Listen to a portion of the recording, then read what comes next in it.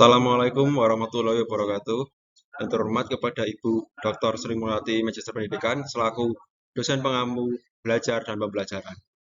Pada kesempatan kali ini, kelompok kami akan mempresentasikan yang berjudul Perolehan, Pengorganisasian, dan Proses Pengungkapan Kembali Informasi dan Struktur Memori Manusia. Kami dari kelompok 6 yang beranggotakan Salsabila Saratul Alia, Ririt Ambarawati, Rifdah Khairunisa, Soleha Ratno Ayu, Dina Maharani, dan Renanda Ganimeda. Langsung memasuki bab pertama, terdapat 3 poin. Yang pertama, latar belakang, rumusan masalah, dan tujuan. Untuk latar belakang akan dipaparkan oleh Mbak Dina. Untuk Mbak Dina, waktu dan tempat saya sediakan. Terima kasih moderator. Latar belakang dari hasil diskusi kelompok kami yaitu asumsi yang mendasari teori ini adalah bahwa pembelajaran merupakan faktor yang sangat penting dalam perkembangan. Perkembangan merupakan hasil kumulatif dari pembelajaran. Menurut Gaine bahwa dalam pembelajaran terjadi proses penerimaan informasi dan kemudian diolah sehingga dihasilkan dalam bentuk hasil belajar. Dalam pemrosesan informasi terjadi adanya interaksi antara kondisi internal dan kondisi eksternal individu. Kondisi internal yaitu keadaan dalam diri individu yang diperlukan untuk mencapai hasil belajar dan proses kognitif yang terjadi dalam individu. Sedangkan kondisi eksternal adalah rangsangan dari lingkungan yang mampu mempengaruhi individu dalam proses pembelajaran. Dari latar belakang tersebut, kelompok kami merumuskan 5 rumusan masalah. Yang pertama, apa pengertian dari pengolahan informasi? Yang kedua, apa pengertian pengolahan informasi menurut para ahli? Yang ketiga, bagaimana pemrosesan informasi dalam sistem memori manusia? Yang keempat, apa saja komponen dan esensial dalam belajar berdasarkan teori pengolahan informasi?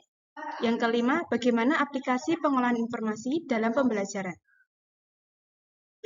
Tujuan, yang pertama, mahasiswa dapat mengetahui, memahami, dan menjelaskan pengertian dari pengolahan informasi. Yang kedua, mahasiswa dapat mengetahui, memahami, dan menjelaskan teori pengolahan informasi menurut para ahli. Yang ketiga, mahasiswa dapat mengetahui, memahami, dan menjelaskan pemrosesan informasi dalam sistem memori manusia. Yang keempat, mahasiswa dapat mengetahui, memahami, dan menjelaskan komponen dan esensial dalam belajar berdasarkan teori pengolah informasi. Yang kelima, mahasiswa dapat mengetahui, memahami, dan menjelaskan aplikasi pengolahan informasi dalam pembelajaran.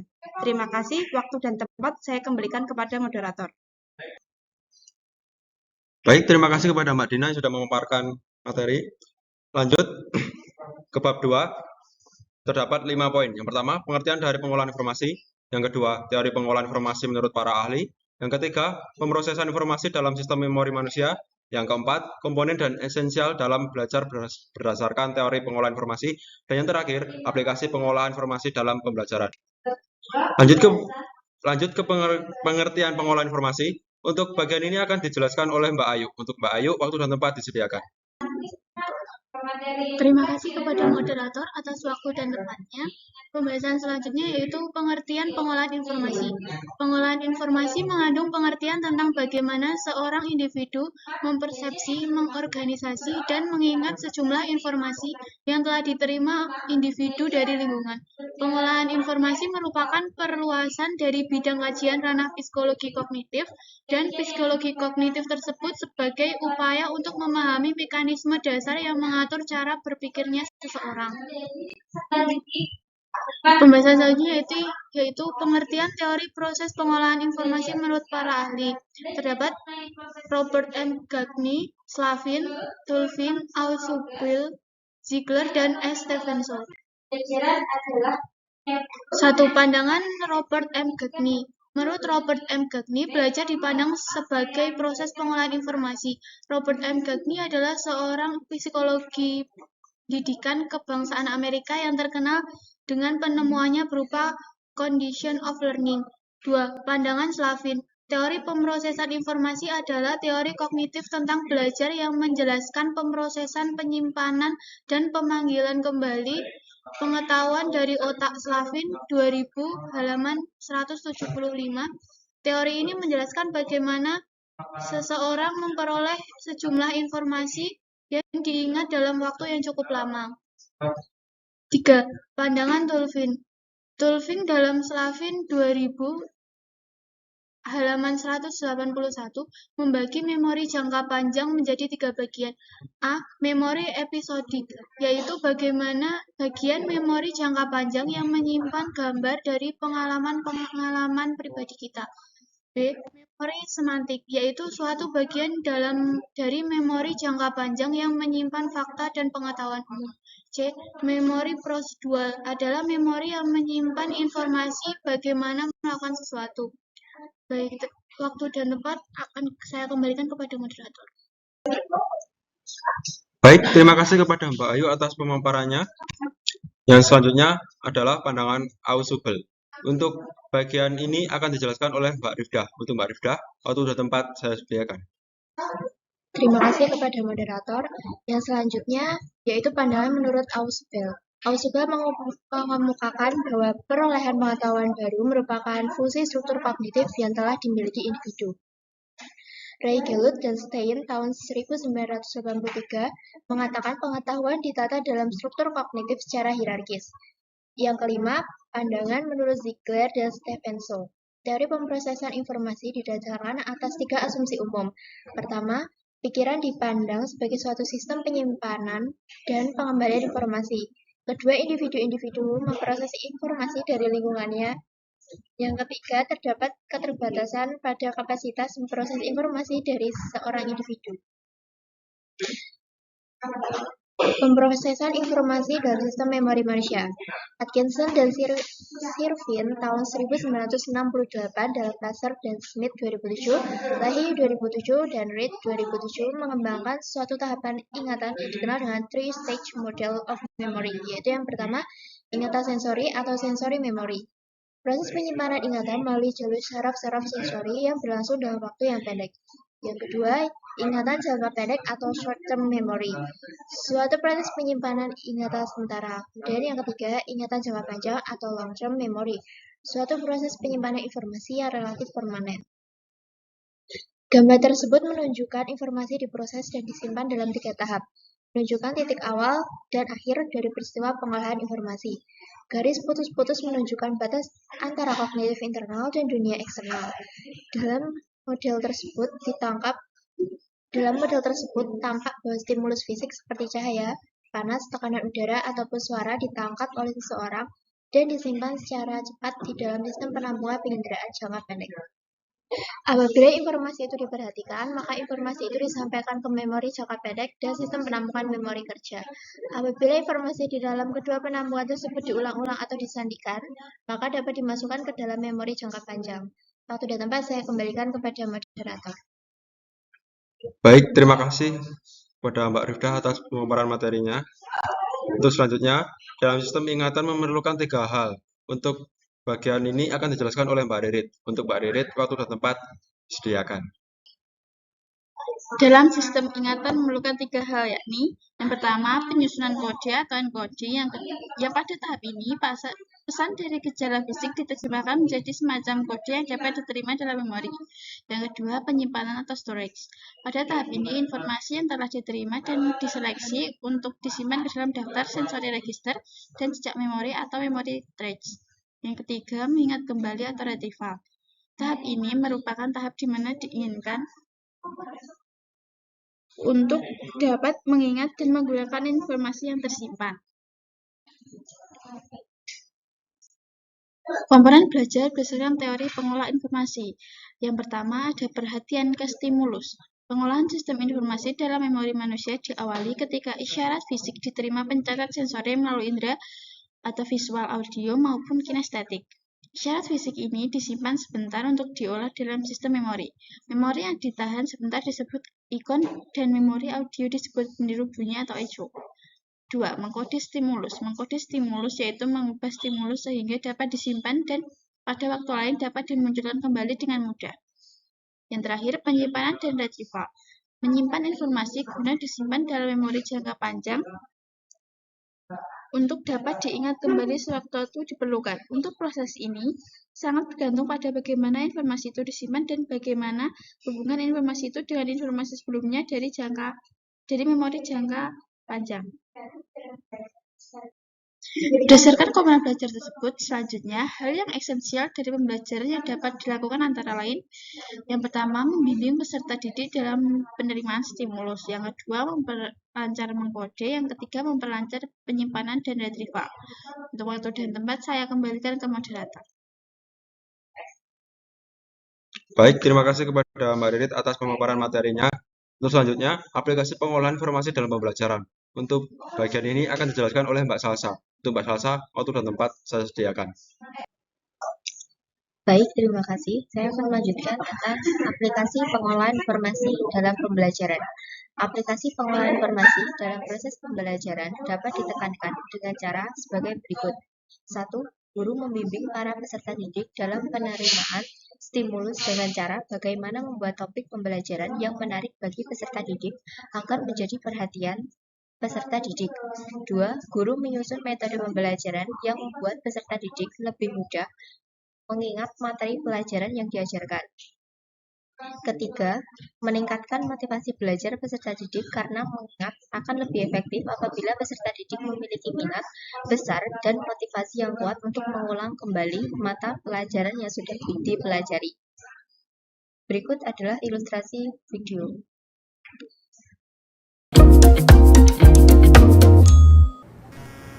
Tahukah kamu bahwa setiap kali kamu menonton video baru, itu dapat terjadi berkat superkomputer terhebat di dunia? Dan bukan laptop atau ponsel. Yang kumaksud adalah otak. Ayo jalan-jalan ke sana untuk mengetahui cara kerjanya.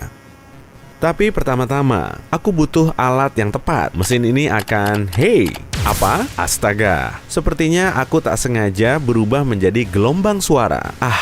Apa sajalah yang bisa, itu temanku. Jadi, kita akan melihat apa yang terjadi di dalam otaknya. Menarik.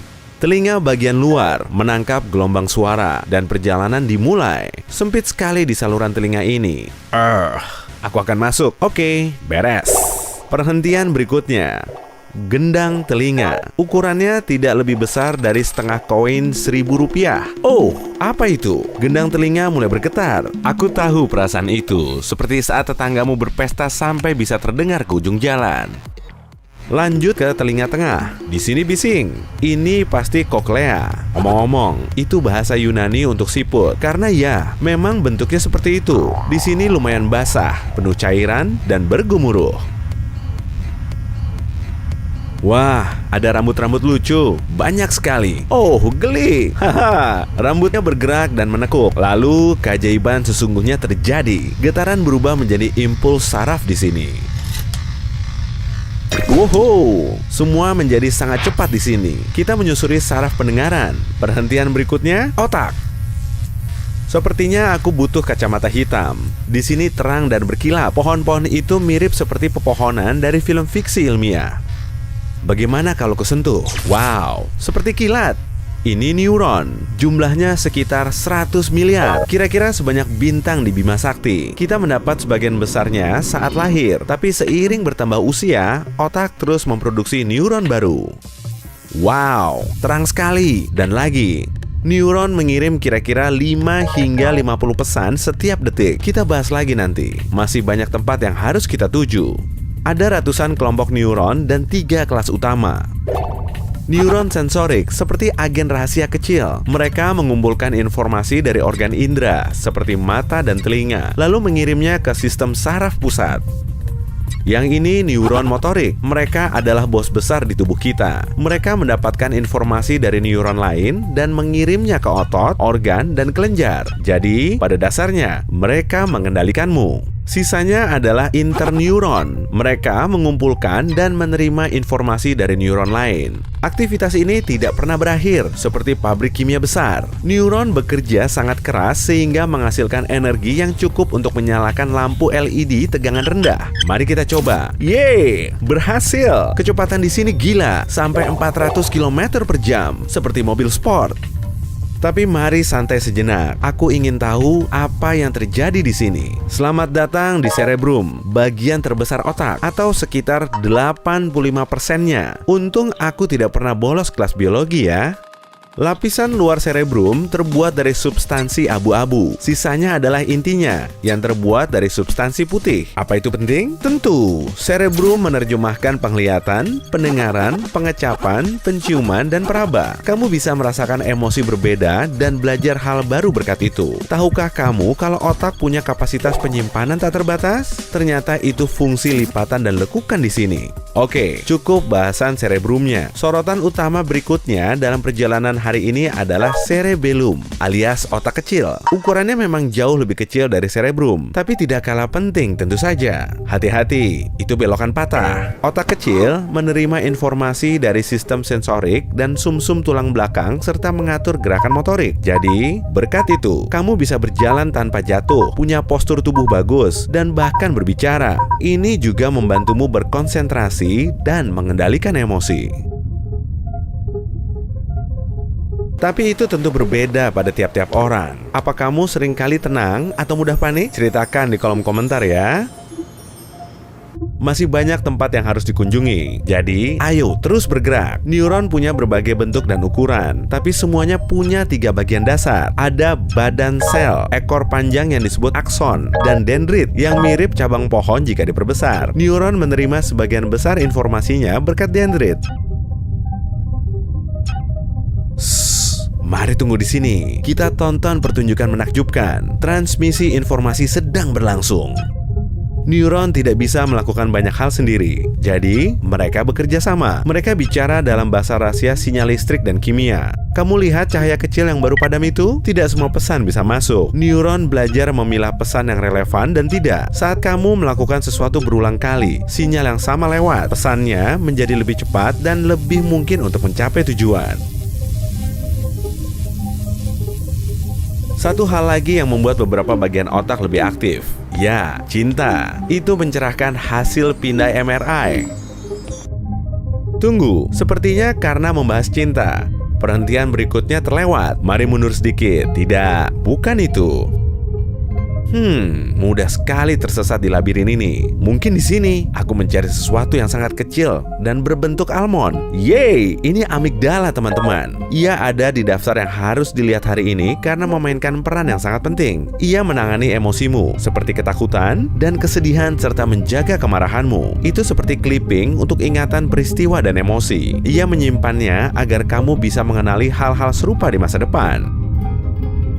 Baiklah, berikutnya apa? Itu pasti batang otak. Ia mengatur komunikasi di otak dan seluruh tubuh. Dan kamu juga harus berterima kasih kepadanya atas hal-hal yang kamu lakukan secara otomatis. Bernapas, menjaga jantung berdetak teratur, mencerna makanan, dan aktivitas dasar lainnya. Batang otak terhubung langsung ke sumsum tulang belakang. Itu jalan raya utama sistem saraf kita. Apa itu? Polisi lalu lintas? Saya tidak ngebut, Pak. Sumpah, semuanya kencang sekali di sini. Jalan raya ini punya jalur yang bergerak kedua arah, membawa pesan dari dan menuju otak. Hey, Steve, kamu mau kemana? Kamu tidak melihat ada pintu? Lakukan sesuatu, otak. Kamu harus mengirim sinyal ke otot-ototnya. Oke, aku harus menyelamatkannya. Steve, berhasil. Aku manusia lagi. Dan ponsel masih berdering. Memangnya aku pergi berapa lama? Asal tahu saja. Sepertinya semua itu terjadi dalam 0,001 detik. Wow.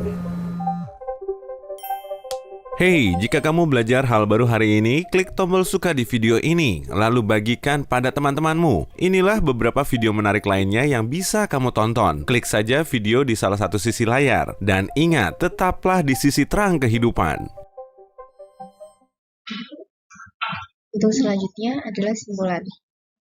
Pengorganisasian pengetahuan adalah aktivitas penataan yang disengaja untuk memperoleh informasi. Para ahli yang memberikan pengertian tentang pemrosesan informasi antara lain Robert M. Jagney, Slavin, Tulving, Ausubel, Ziegler, dan S. Stevenson. Model belajar pemrosesan informasi menurut Atkinson mengembangkan 3 tahapan suatu ingatan, yaitu ingatan sensori atau sensory memory, ingatan jangka pendek atau short term memory, ingatan jangka panjang atau long term memory. Penerapan teori atau komponen pengolahan informasi dalam belajar ada 3 tahap, yaitu perhatian ke stimulus, mengkode stimulus, penyimpanan, dan retrieval atas dasar komponen belajar tersebut. Selanjutnya, hal yang esensial dari pembelajaran yang dapat dilakukan antara lain 1. Membimbing peserta didik dalam penerimaan stimulus. 2. Memperlancar mengkode. 3. Memperlancar penyiapan dan retrieval. Terima kasih. Waktu dan tempat saya kembalikan ke moderator. Baik, terima kasih kepada Mbak Salsa yang sudah memaparkan materi. Untuk selanjutnya saran, diharapkan di masa yang sekarang dan yang akan datang ada perubahan yang berarti dalam pendidikan negara kita. Antara lain, yang pertama, pendidikan bersifat open access, sehingga siapa saja dapat menikmati proses pendidikan dengan beragam media teknologi informasi yang ada. Yang kedua, terbentuknya kerjasama yang sinergis antar lembaga penyelenggara pendidikan, lembaga penyelenggara industri, media untuk meningkatkan mutu pendidikan. Yang ketiga, tersedianya akses bersama terhadap sumber informasi, pengetahuan, terwujud sharing knowledge. Berikut daftar pustaka yang bisa teman-teman lihat.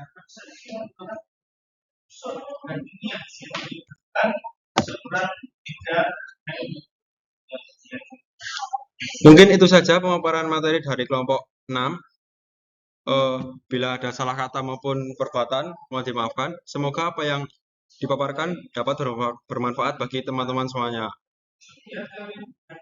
Mungkin sekian pemaparan materi dari kami. Terima kasih. Wassalamualaikum warahmatullahi wabarakatuh.